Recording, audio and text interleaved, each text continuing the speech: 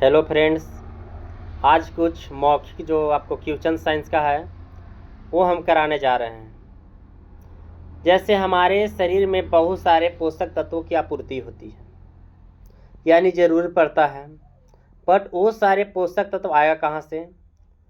लेकिन हाल ही में कुछ वैज्ञानिक ने इसको ढूंढे हैं कि सबसे जो ज़्यादा पोषक तत्व पाया जाता है वो दूध में पाया जाता है, क्योंकि दूध में आपको जो पाया जाता है वो प्रोटीन और कुछ मात्रा में कार्बोहाइड्रेट होता है और वसा होता है। यहाँ पर यदि पर डे एक मनुष्य 1 गिलास अगर दूध का यूज करता है तो समझिए कि उसके शरीर में भरपूर मात्रा में पोषक तत्व मिल रहा है। जैसे पोषक तत्व की अगर कमी होता है तो हमारे शरीर में बहुत सारे बीमारी उत्पन्न होने लगता है। जैसे ये आपको प्रोटीन जो है हमारे शरीर यानी ऊतक को वृद्धि करता है, यानी प्रोटीन से हमारे शरीर को वृद्धि प्रदान करता है। या लंबाई अगर बढ़ाने के लिए है तो प्रोटीन की आवश्यकता पड़ता है। इसलिए जैसे एक प्रोटीन नहीं है, कार्बोहाइड्रेट है।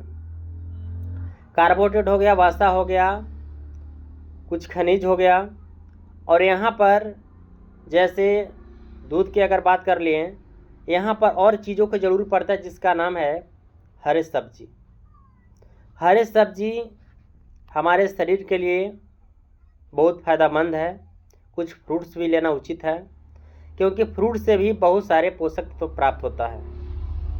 लेकिन यहाँ पर प्रश्न ये बनता है कि क्या मानव शरीर में विटामिन बनता है? तो मानव शरीर में विटामिन नहीं बनता है।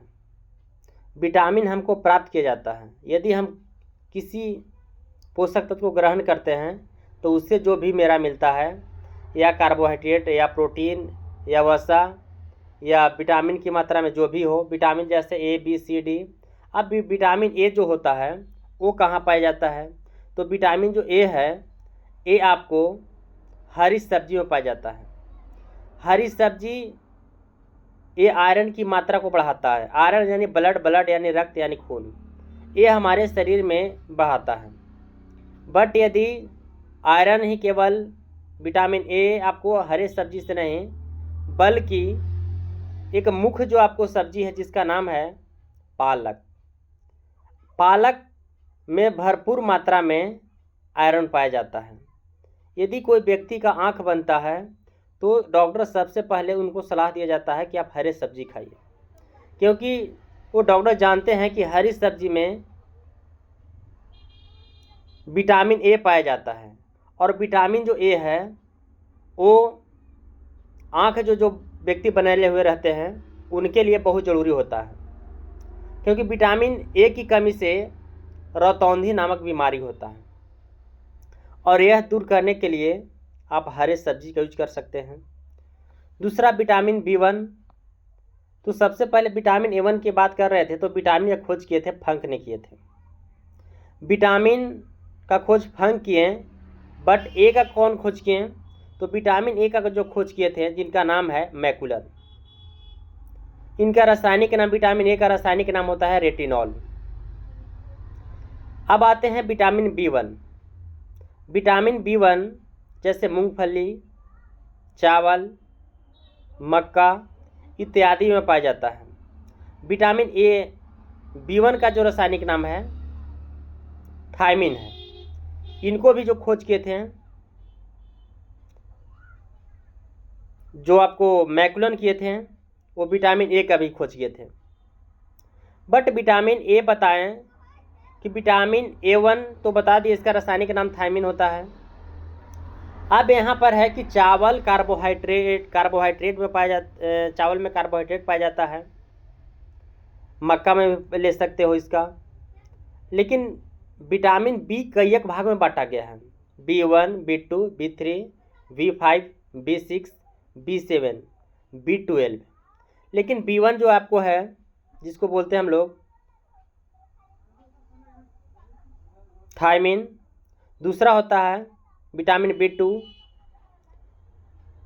जो आपको हमारे शरीर के ज़रूरी पड़ता है, जिसका रासायनिक नाम है राइबोफ्लेविन।